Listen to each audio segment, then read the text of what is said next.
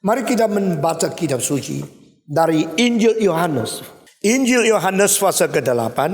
Kita membaca mulai dari ayat ke-12 dan seterusnya. Maka Yesus berkata pula kepada orang banyak. Katanya, "Akulah terang dunia. Barang siapa mengikut aku, ia tidak akan berjalan dalam kegelapan, melainkan ia akan mempunyai terang hidup." Atau dia pasti menemukan terang bagi hidup. Kata orang-orang Farisi kepadanya, "Engkau bersaksi tentang dirimu, kesaksianmu tidak benar." Jawab Yesus kepada mereka, katanya, "Biarpun aku bersaksi tentang diriku sendiri, namun kesaksianku itu benar. Sebab aku tahu dari mana aku datang dan kemana aku pergi. Tetapi kamu tidak tahu dari mana aku datang dan kemana aku pergi. Kamu menghakimi menurut ukuran manusia. Aku tidak menghakimi seorang pun. Dan jikalau aku menghakimi, maka penghakimanku itu benar. Sebab aku tidak seorang diri, tetapi aku bersama-sama dengan Dia yang mengutus aku. Dan dalam kitab Tauratmu ada tertulis bahwa kesaksian dua orang adalah sah. Akulah yang bersaksi tentang diriku sendiri, dan juga Bapa yang mengutus aku bersaksi tentang aku." Maka kata mereka kepadanya, "Di mana Bapamu?" Jawab Yesus, "Baik aku maupun Bapakku tidak kamu kenal. Jikalau sekiranya kamu mengenal aku, kamu mengenal juga Bapakku." Kata-kata ini dikatakan Yesus dekat perbendaharaan, waktu ia mengajar di dalam bait Allah. Dan tidak seorang pun yang menangkap dia. Semua mengatakan karena saatnya belum tiba. Pembacaan kitab suci sampai di sini. Saudara-saudara, setelah Yesus mengampuni orang perempuan yang ditangkap basah waktu berzina, lalu perempuan itu pergi dengan penuh kesedihan dan penuh kesukaan. Kesedihan karena dia sadar dia berdosa. Kesukaan karena Yesus akhirnya tidak menghukum mati dia. Tadi waktu dia ditangkap, dia sudah pikir pasti hari ini tiba ajalku. Pasti batu akan menghancurkan tubuhku. Pasti akan aku masuk ke dalam kuburan. Karena aku ditangkap basah. Waktu di tempat tidur telanjang, orang masuk lalu membawa aku kepada Yesus. Menurut hukum Taurat, perempuan seperti ini harus dihukum mati dengan rajaman batu. Taurat tidak tulis begitu. Taurat tulis dua-dua harus dirajam. Tapi mereka cuma tangkap perempuan. Karena perempuan larinya kurang cepat. Yang laki langsung lari. Apalagi juara olimpiade. Saudara-saudara. Sesudah lari kabur. Yang perempuan yang ditangkap katanya tangkap basah. Masyarakat tidak adil ya. Selalu terlalu kejam kepada wanita. Selalu tidak berani kepada pria. Dan banyak perempuan yang berdosa karena digoda atau karena tidak sengaja, akhirnya ditangkap dan akan dibunuh. Yesus mengampuni. Pada waktu mereka mau rajam dia, Yesus mengatakan, yang tidak pernah berbuat dosa, rajam dulu. Kalimat yang lembut dari Yesus mempunyai ketajaman luar biasa. Membuat mereka gugah. Akhirnya Alkitab mengatakan dari yang tua sampai yang muda, satu-satu pergi karena malu. Ternyata orang-orang itu semua juga berdosa. Ternyata mereka sendiri berbuat dosa. Tetapi kalau sendiri buat dosa, tidak apa-apa. Kalau orang berdosa, apa-apa. Saudara masih ingat, kalau di dalam kelas ada orang kentut, ikut langsung siapa? Ayo siapa? Kalau diri kentut, puji Tuhan, ada orang yang tahu.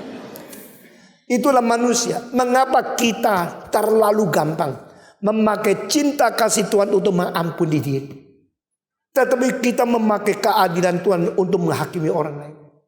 Karena kita tidak jujur. Karena kita tidak adil.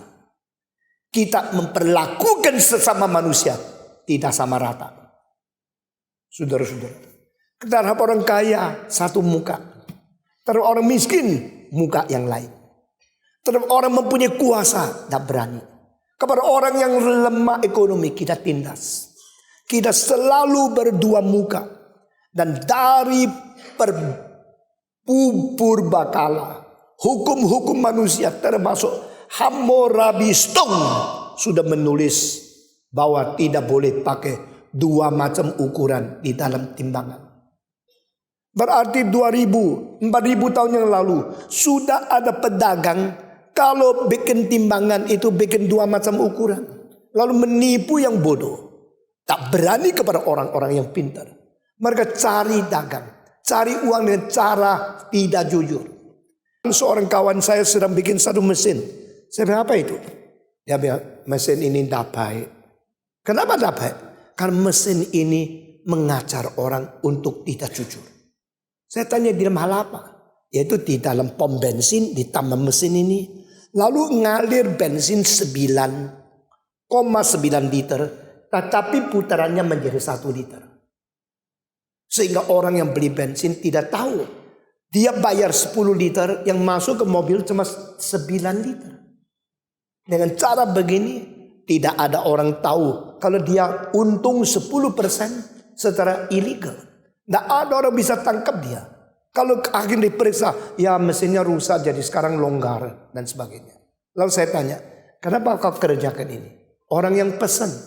Engkau tahu ini tidak baik karena kerjakan. Engkau orang Kristen. Dia bilang, itu yang dosa dia kok. Bukan saya.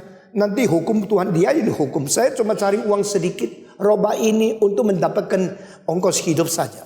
Saya mengatakan sebagai orang Kristen, kita tidak boleh ikut terjun di hal begitu.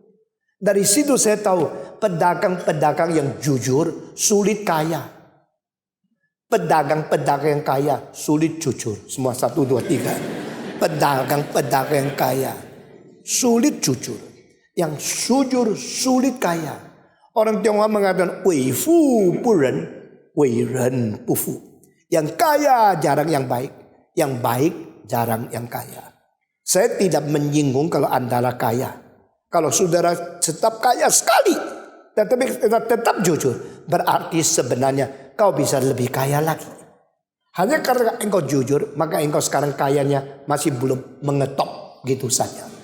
Nah saudara-saudara, ini sesuatu dalil dari dulu sampai sekarang. Hammurabi Stone mengatakan, janganlah pakai takaran 2 standar. Karena ini tidak benar. Demikian Alkitab di dalam kitab Amsal. Tuhan Allah benci kepada orang yang pakai timbangan 2 standar. Saudara-saudara sekalian, kita selalu tidak sama. Menghadap orang kaya sama miskin beda. Menghadap orang laki sama perempuan beda. Menghadap lapisan atas sama bawah beda. Karena apa? Kita selalu lihat muka. Kita selalu terpengaruh oleh kedudukan jabatan orang yang berbeda. Yesus Kristus tidak. Yesus adalah yang maha adil, maha suci, maha benar, maha baik, maha tegas. Dia mengatakan mereka tidak menghakimi engkau. Aku juga tidak. Ditambah dengan satu kalimat, mulai hari ini jangan berdosa lagi. Saya mengakhiri khotbah pada kali terakhir daripada Plato. Why punish? Why the court punish sinners? Kenapa hakim, hukum, dan pengadilan mengadili lalu menghukum akan orang berdosa? Karena dosanya maka dihukum, atau karena menakut-takuti orang belum berdosa supaya tidak berdosa? Saya percaya dua-dua ini ada khasiatnya.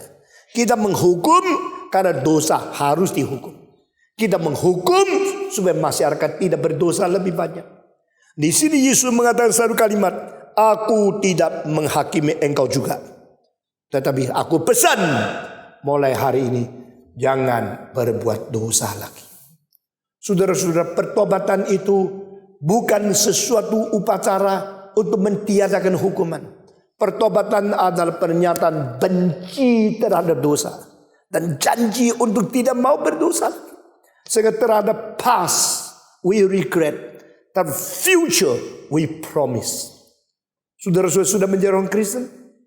Iya. Bagaimana tahu saya menjadi orang Kristen? Ada surat baptisan. Itu tidak penting. pertobatan, dan iman yang sejati. Itulah membuktikan engkau sudah Kristen. Kalau engkau sudah Kristen, kalau engkau sudah bertobat, nyatakan di dalam fakta, jangan berbuat dosa lagi. Saya kira perempuan ini sangat sedih. Bukan karena sedih ditangkap. Ditangkap itu sedihkan. Tapi dia sedih karena dia sudah berbuat dosa. Di dalam kesedihan dibagi dua macam. Ini kita pelajari daripada kasus kedua anak Harun dibakar mati oleh api dari surga. Hari itu kedua anak baru dilantik menjadi imam. Hari itu perayaan besar. Keluarga Harun menghasilkan dua hamba Tuhan.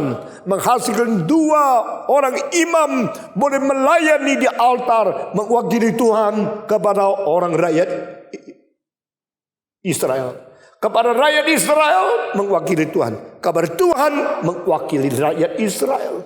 Satu kebanggaan. Sama seperti kalau satu hari itu pagi, Stephen Tong punya dua anak laki-laki yang dilantik jadi pendeta. Sore dua-dua dibunuh oleh Halilintar. Itu bagaimana mempermalukan. Nah ini terjadi. Tuhan tidak peduli kau Harun kah? Tuhan tidak peduli kau Musa kah? Kalau anakmu kurang ajar terhadap saya matikan dia di hadapan Israel. Tidak ada nepotisme. Tidak ada pengampunan hanya karena engkau orang penting. Orang penting diperlakukan lebih keras dari orang biasa. Kedua anak Harun sudah mati. Seluruh Israel sedih. Keluarga Harun sedih. Lalu Tuhan berkata melalui Musa kepada keluarga Harun, jangan sedih karena kecelakaan yang tiba kepadamu. Sedih karena dosa yang kau berbuat. Nah ini ajaran yang penting. Why are you crying? Why you regret? Why you feel so sorrowful? Why are you experiencing grief? Mengapa sedih? Mengapa menangis? Mengapa menyesal? Saya sedih karena saya ditangkap. Jangan. Sedih karena berdosa. Sedih karena berdosa itu kesedihan yang suci. Kesedihan tertangkap itu kesedihan karena pribadimu dirugikan. Engkau mau enak, mau berdosa tapi jangan ditangkap. Itu dosanya double. Mau udah belajar tapi naik kelas. Itu lotre palsu. Maunya berbuat segala perizinan tapi jangan dapat AIDS. Itu main lotre, itu main-main. Saudara-saudara, sedihlah karena dosa, jangan sedih karena hukuman. Karena hukuman sedih itu bukan pertobatan. Karena berdosa engkau sedih, itu menyatakan separuh pertobatan. Pertobatan bukan hanya sedih karena dosa. Pertobatan mau kembali kepada Tuhan dan janji hidup yang beres. Banyak pertobatan palsu hanya mengiyakan suara kesedihan dari hati nurani.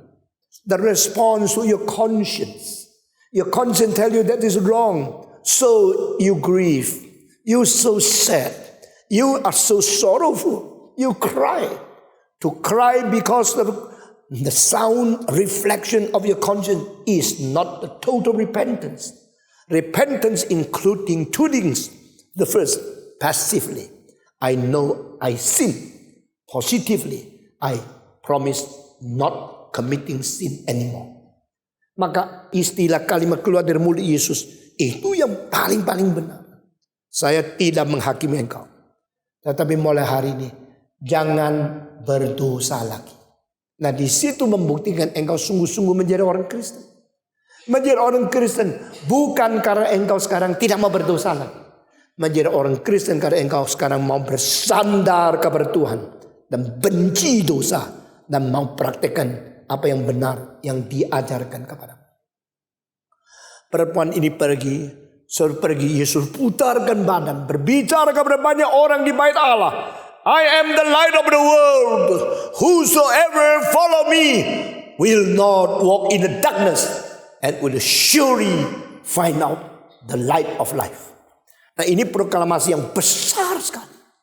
Belum pernah dalam sejarah ada satu orang berani mengatakan, saya terang dunia. Kalau bilang saya dokter kampung, seluruh kampung cari saya kalau sakit, itu masih lumayan. Saya adalah guru daripada provinsi ini. Saya guru besar negara ini. Saya adalah rektor dari Republik Indonesia. Saya rektor daripada Universitas Indonesia. Itu sudah hebat. Tapi yang mengatakan I am the light of the world, Sokrates pun tidak berani. Heraklitos tidak berani. Siapapun tidak berani. Satu-satunya yang memproklamasi aku terang dunia, Yesus. Di mana? Di ayat ini. Yohanes pasal 8 ayat 12 adalah jawaban Tuhan Allah kepada pertanyaan orang Gerika. Sebelum Yesus 400 tahun, Sokrates mati. Setelah Sokrates mati, murid-murid Sokrates menjadi empat bagian atau 4 aliran. Salah satu aliran adalah dipimpin oleh seorang namanya murid Sokrates, Diogenes. Diogenes adalah seorang filosof yang tidak puas dunia tidak beres. Banyak hal tidak beres. Yang menjadi hakim kurang melakukan keadilan. Yang menjadi polisi sendiri nepotisme. Yang menjadi kepala daripada wali kota sendiri tidak mengetahui apa itu kebenaran. Jadi dia bilang dunia ini terlalu gelap. Politik gelap, perdagangan gelap. Itu education gelap, psikologi gelap. Semua gelap. Maka dia pasang satu lampu jalan-jalan di kota Athena. Waktu siang-siang bolong, matahari cahaya besar sekali. Dia bawa lampu jalan-jalan. Kayak orang gila. Orang tanya dia, Diogenes, kenapa bawa lampu? Shh, diam. Karena dunia gelap. Loh, dunia gelap. Lihat matahari itu jam 12. Begitu panas terik. Dia bilang, terang matahari kurang cukup. Kalau terang matahari kurang cukup, mesti gimana? Tambah lampu ini. Loh, kalau lilin itu sudah ketemu matahari, kok tadi gendeng ya? Ini kan pemborosan. Lilinnya hilang, tidak mendapat terang apa. Kenapa kau bawa lampu?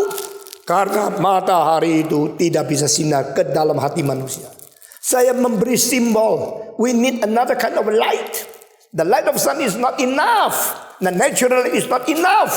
Kalimat ini, the natural light is not adequate, muncul lagi di Westminster Confession. Muncul lagi di Doctrine Reform. Di dalam Westminster Confession of Faith ada satu kalimat, the natural light is not enough.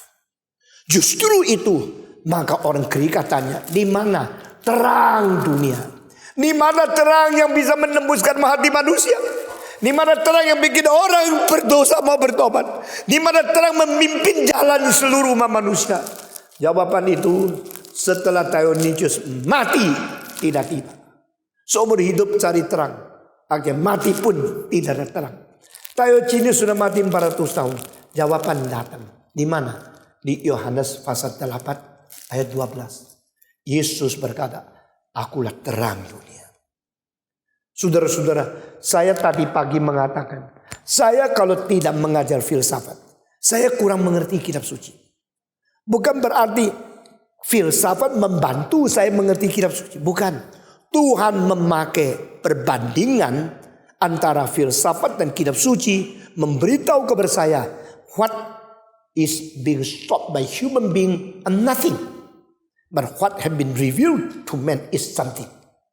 Setelah mengajar filsafat, saya tahu apa yang dicari manusia, apa yang dipikirkan, didiskusikan, dicari, diproklamasikan. Semua itu sesuatu yang tidak tuntas. Tapi apa yang dijawab dari Alkitab itu semua konkret, semua realita yang paling tinggi, yang paling tuntas. Where is the light of the world? Jesus said, I am the light of the world. Di sini jawab. Saudara-saudara, apa yang tidak pernah dijawab oleh manusia, jawaban semua ada di kitab suci. Tapi paling heran, orang Israel sendiri ketemu Yesus, sendiri mendengarkan proklamasi yang terbesar. Mereka tidak anggap penting. Karena apa? Mata yang besar, tidak ada pencerahan Roh Kudus, tetap buta. Saudara-saudara, orang yang paling cilaka adalah mukanya cantik seperti pelacur, tapi hatinya jahat seperti setan. Orang paling cilaka adalah pernah sekolah sampai S3, tapi hatinya es batu. Orang paling cilaka adalah beragama tapi paling berani membunuh orang lain. Buat apa? Buat apa dapat tempat yang tinggi di agama tapi hatimunya rendah remeh seperti binatang? Buat apa engkau sekolah di luar negeri dapat gelar yang tinggi tapi moralmu rendah? Buat apa engkau mempunyai pengertian Alkitab, sekolah teologi, tetapi akhirnya engkau masih merambat seperti binatang-binatang liar? Saudara-saudara, diselidiki salah seorang teolog yang paling terkenal tahun 60-an, namanya Paul Tillich, ternyata sering berzina sama murid perempuan sekolah teologinya. Lalu yang diajarkan tinggi sekali, yang dilakukan seperti binatang liar, seperti anjing. What for? Kalau kita mempunyai pengetahuan yang tinggi tapi moral yang rendah, apa bedanya kita dengan binatang? Kalau kita mempunyai agama yang tinggi, kita mempunyai hidup yang rendah, apa bedanya dengan orang ateis? Tidak salah, saya meskipun tidak setuju, saya kutip. Søren Abi Kierkegaard mengatakan, orang ateis yang jujur dibanding dengan orang agama yang tidak jujur. Ateis yang tidak jujur lebih dekat Tuhan dibanding orang beragama yang tidak jujur. Saya pertama kali membaca buku, mengerti kalimat itu, saya kaget. Orang ateis itu biasanya ada orang melawan Tuhan. Kok bisa dekat sama Tuhan? Tapi akhirnya saya mulai dengan 5 tahun, 10 tahun mengerti kalimat itu. Saya akhirnya mengatakan, cilaka orang yang Kristen tanpa Kristus. Karena lebih jauh dari Tuhan daripada mereka yang belum Kristen karena belum pernah mendengar Kristus. Mereka belum Kristen, belum pernah mendengar Kristus. Maka mereka tidak tahu. Tapi yang katanya sudah dibaptikan, sudah Kristen, sudah anak majelis, sudah menjadi pendeta, masih bohong. Namanya pendeta, faktanya pendusta. Buat apa? Saudara-saudara sekalian. Maka Yesus mengatakan jawaban di sini. Are you seeking for the light? Are you waiting for the light of the world? I am. Akulah terang dunia. Barang siapa yang mengikut aku, bukan meniru, bukan memalsukan aku, tapi mengikut aku. Come and follow me. Pada permulaan daripada Fatsal Yohanes, Yesus berkali-kali berkata, come and follow me. Come and follow me. Kira-kira 7 murid di antara 12 murid itu menerima panggilan Tuhan dengan kalimat, come and follow me. Ikutlah aku, ikutlah aku. Mengikut Tuhan bukan mengerti, mengamati, mempelajari, menghafal tentang ketuhanan. Tapi betul-betul menjalankan selangkah demi selangkah apa yang dijalankan oleh Tuhan. Itu namanya mengikut Tuhan. Yesus berkata, I am the light of the world. Whosoever follow me, he will not walk in the darkness. Barang siapa mengikut aku, dia tidak berjalan di dalam kegelapan. Saya di dalam beberapa bulan ini sudah 3 kali bicarakan.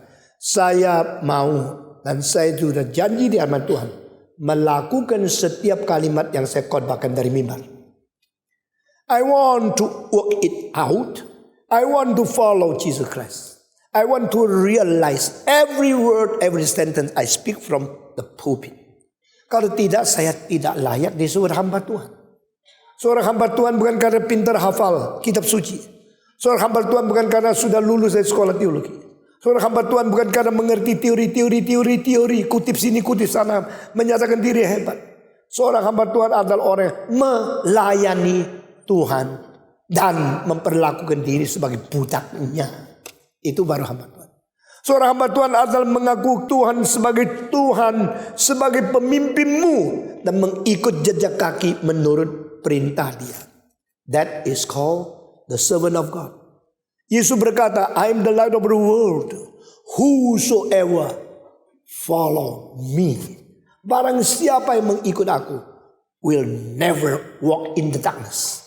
Puji Tuhan. Saudara-saudara, juara dunia. Kalau malam-malam gelap semua lampu mati, berani lari sembarangan. Juara dunia larinya cepat sekali. Hampir dah kalah sama Itu binatang-binatang di Afrika. Lari cepat. Tapi waktu lampu gelap, dia raba-raba karena takut jatuh. Walk in the darkness. Bayangkan apa namanya walk in the darkness. Jalan dalam kegelapan. Itu menakutkan. Menjadi pelan sekali. Menjadi khawatir sekali. Berjalan di dalam kegelapan, tidak maju-maju. Berjalan di kegelapan, tidak ada arah. Berjalan di kegelapan, tidak mempunyai kepastian daripada hidup yang lega. Berjalan di kegelapan, entah mau kemana. Yesus berkata, barang siapa yang mengikuti aku, dia tidak akan jalan di dalam kegelapan. Di Yesaya pasal 50 ada satu ayat. Siapa yang bersandar kepada aku, Yehova, tetapi tetap berjalan di kegelapan, sandarlah kepadaku. Di dalam kelas terakhir saya sekolah teologi, saya harus hafal ayat itu. Dan saya sangat terkejut. Orang yang bersandar kepada Tuhan, masih ada orang yang jalan di kegelapan. Apa artinya? Saya tidak ngerti. Those who trust in me and walk in the darkness should put their trust to me. Orang yang bersandarkan kepadaku, tapi masih berjalan di kegelapan, haruslah memberikan sandaran hidup kepadaku. Berarti engkau harus menyerahkan seluruh hidup kepada Tuhan. Kadang-kadang setelah engkau gagal di dalam ujian, atau gagal di dalam romans, gagal di dalam cinta, sudah patah hati. Setelah engkau tidak lulus, patah hati, dagang gagal, investasi hancur, engkau menjadi seorang namanya Kristen. Tetapi faktanya di kegelapan tidak tahu mau kemana. Ada orang Kristen setelah patah hati ingin sekali bunuh diri. Sudah Kristen, sudah. Kenapa bunuh diri? Lupa Kristen. Sudah Kristen tapi lupa. Seorang anak pendeta datang ke rumah saya. Pak, tolong doakan saya.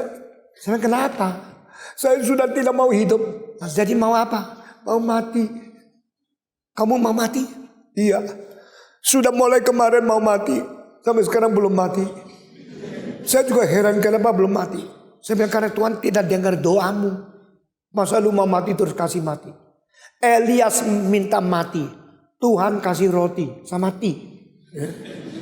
Mati saja. Oh, terus tidur. Sudah tidur. Tidur bukan mati semua. Tidur bukan mati. Tidur. Kenapa bukan mati? Karena mati sama tidur bedanya. Bangun lagi atau tidak. Ya. Setelah tidur, malaikat datang. Tepuk-tepuk. Hei, bangun. Kedua, hei, makan roti. Ketiga, hei, lari. Nah ini pertama, kebangunan rohani. Kedua, pemupukan rohani. Ketiga, kekuatan rohani. Jadi KKR itu cuma satu macam, kebangunan rohani. Nah cukup, sudah bangun, tidur lagi. Jadi kalau sudah bangun, kasih roti dong. Enggak minta apa? Minta mati. Saya kasih apa tahu? Tak tahu, kasih roti. Maka malaikat kasih Elias makan roti. Sudah minta mati masih mau makan roti. Kalau mau mati tidak usah makan lah. Buang-buang aja roti itu. Ya, lebih baik kasih orang lain kan. Engkau makan juga mati. Sudah mau mati tidak usah makan kan. Heran loh, ada orang yang sudah mau mati mau bunuh diri. Akhirnya mau ke laut. Ini terjadi betul-betul di Jepang. Ini tertulis dalam satu buku oleh seorang Jepang namanya Sanfu Ningzi. Saya tidak tahu bahasa Jepangnya apa. Kalau saya baca. Itu waktu dia sudah mau pergi bunuh diri. Karena dingin. Dia pulang pakai jaket dulu. Heran ya. Sudah mau mati masih pakai jaket. Supaya tidak terlalu dingin. Matinya lebih enak begitu. Jadi Elias minta mati. Dikasih roti mau. Setelah makan roti jadi kuat. Tidak jadi mati. Sudah satu kali makan roti, larinya 40 hari. Itulah Jakpo yang paling hebat di seluruh sejarah. Tak pernah satu orang Jakpo satu kali lari 40 hari. Cuma kali itu. Kebangunan rohani dilakukan banyak pendeta. Kebangunan rohani, bangun. Sudah bangun, suruh apa? Nah apa-apa. Gagal. Tidur lagi. Kebangun roli. Bangun lagi. Sudah bangun. Tidur lagi. Kebangun roli.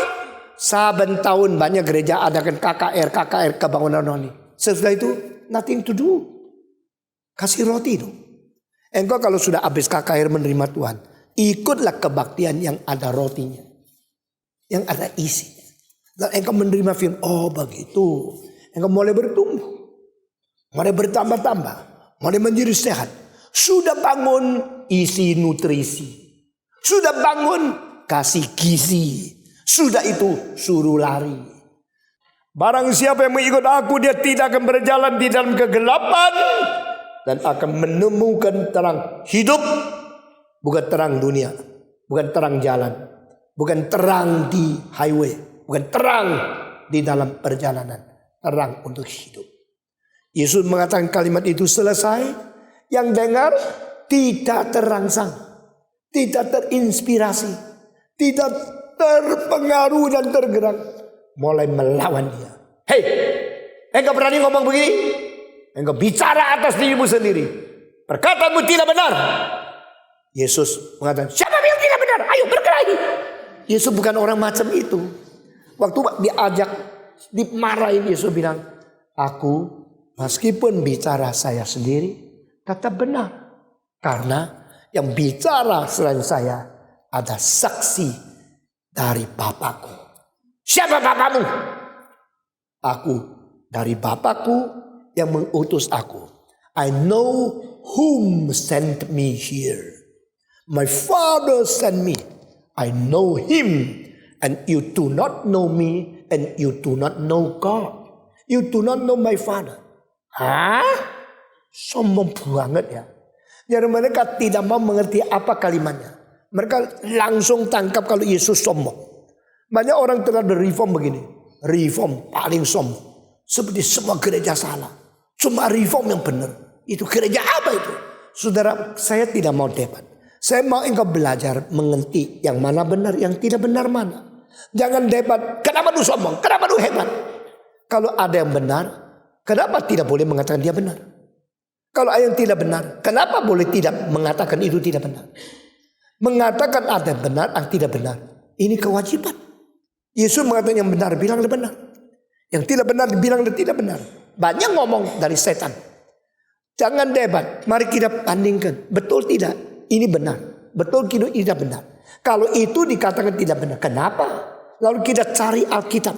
Cari fakta. Tunjukkan semua perbandingan. Akhirnya memang tidak benar. Kalau tidak benar, berani ngaku tidak benar. Nggak mau. Pokoknya kalau saya, nggak boleh dikatakan tidak benar. Karena saya. Jadi kamu kebenaran. Saudara, saya tidak menyerang, tapi saya cuma tanya. Banyak hal saya tidak ngerti. Lalu saya mau tanya. Mari kita tidak membela status quo. Mari kita belajar untuk terbuka, untuk perbandingan, untuk diskusi, untuk mengerti. Berani tanya, berani menjawab. Yesus sekarang mengatakan, aku terang dunia. Sombong lu ya, lu paling benar ya. Engkau bersaksi bagi dirimu, engkau tidak benar. Yesus bilang tidak. Aku bukan bersaksi bagi diriku. Karena yang bersaksi bagiku adalah Bapakku. Jadi menurut hukum Tauratmu, hei orang Yahudi, orang Farisi, according to your law, two person give the testimony that is right. Itu bukan saja benar, itu hak. Hak menyatakan kebenaran, tak boleh satu. Nah, saudara tangkap kalimat di bawah ini. Di sini Yesus mulai menonjolkan satu prinsip kebenaran, yaitu multiple witnesses. Dengar baik-baik ya. Kalau seorang mengaku diri kebenaran, tetapi sama sekali tidak yang menunjang, jangan percaya orang itu. Nah, ini dalil yang penting sekali, yang terkandung di pasal ini. Tapi banyak orang tidak mau menerima. Banyak orang cuma tahunya saya benar, yaitu benar. Pokoknya kalau saya benar, tidak boleh engkau melawan saya. Karena saya sudah menganggap diri benar, yaitu benar. Di Reform Fellowship, di dalam pleno kongres di Afrika, saya mengatakan, It is not right because I'm Christian. So Christianity is the truth. It must be turned to be because Christianity is truth. So I become a Christian. Amin. Ini umur 17 saya menentukan prinsip ini. Saya bukan karena saya Kristen, maka Kristen pasti benar. Justru aku mau menemukan Kristen itu benar, baru saya mau menjadi orang Kristen. Ini fair. Tetapi bagaimana membuktikan Kristus itu benar? Karena ada satu orang bilang dia benar, maka dia pasti benar. Lah bisa kan ngomongnya dia. Nah di sini Yesus bertentangan dengan orang Farisi yang sedang memakai dalil ini untuk menguji Yesus. Kau bicara sendiri. Kalau kau bicara sendiri, kau tidak benar.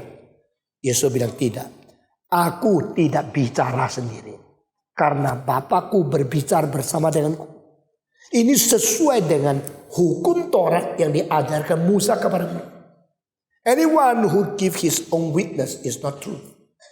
It should be double or multiple witnesses to prove that what he's saying is truth.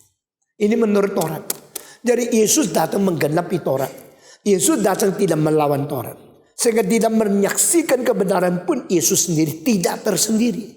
Dia mengatakan, my Father together with me, we both bear the witness about the truth. Kenapa tidak terima ini kebenaran itu kebenaran? Tidak bisa. Siapa yang mengatakan aku benar, langsung dipercaya dia benar. Kamu tahayul. Ini prinsip Yesus tegakkan. Kalau aku berbicara tentang aku sendiri, itu tidak benar. Tetapi yang bersaksi bagiku adalah Allah Bapa yang utus aku. Seperti Tauratmu mengatakan, saksi dua itu benar. Multiple witnesses, not single. Semua bidat, saksi tunggal. Ini semua melawan prinsip. Saudara maafkan ya, saya bukan hanya di sini memberikan khotbah lalu enak-enak. Saya mempengajarkan prinsip-prinsip yang paling penting untuk engkau anak muda mengetahui bagaimana beriman yang sungguh-sungguh. Saya harap engkau sudah mengikuti semua khotbah dan semua ajaran di gereja Reform. Engkau menjadi orang yang tidak bisa digoncangkan lagi untuk satu zaman, untuk satu bangsa, dan untuk seluruh dunia. Saya tidak main-main. Tapi saya datang dengan sungguh-sungguh dari sedalam-dalam hati. Menanam benih-benih yang kuat untuk engkau menjadi orang Kristen yang bertanggung jawab. Bukan saksi tunggal. Aku bersaksi Allah itu Allah yang sejati. Lain Allah tidak. Yang saksi siapa? Kitab suci ditulis oleh 40 orang. Bukan saksi satu. Saksi tunggal tidak diterima di Alkitab. Karena saksi tunggal dianggap tidak sah. Menurut hukummu, yang bersaksi dua baru sah. Ini prinsip. Maka Yesus mengatakan, aku tidak bersaksi tunggal. Karena yang bersaksi bagiku masih ada Allah di surga. Setelah pasal 8 engkau melihat yang saksi itu banyak. Dari pasal 5 saya sudah katakan poin ini kepada Anda. Mungkin kamu lupa. Yang bersaksi bagiku kitab. Yang bersaksi bagiku rasul. Yang bersaksi bagiku Allah. Yang bersaksi bagiku karya yang saya lakukan, mujizat-mujizat. Ini multiple witnesses to prove that the truth is truth. Ini prinsip yang penting sekali. Saya seumur hidup sudah 4 kali dan kali keempat ini 5 negara mentafsirkan kitab akan Yohanes. Makin lama makin serius. Makin lama makin berat hatinya. Saya sungguh-sungguh membuktikan kepada saudara. Injil Kristus, Injil satu-satunya. Injil yang sah. Injil yang tidak mungkin dikompromikan. Dan Injil yang tidak bisa diganti dengan yang lain. Lalu saya mau tanya, seluruh dunia masih ada yang seluruhnya ketat setia kepada Tuhan karena memang Tuhan itu mutlak benar. Mungkin cuma gerakan Reform Injili. Stephen Tong tidak boleh kompromi.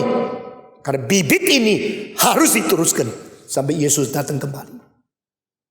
Saudara-saudara, saya kadang-kadang ingin nangis dengan suara keras. Mengapa orang Kristen jadi begini? Nah, anak-anak muda sekarang kok tidak sadar.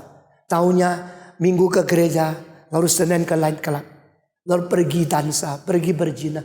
Mau apa kamu? Kamu betul-betul mencintai Tuhan.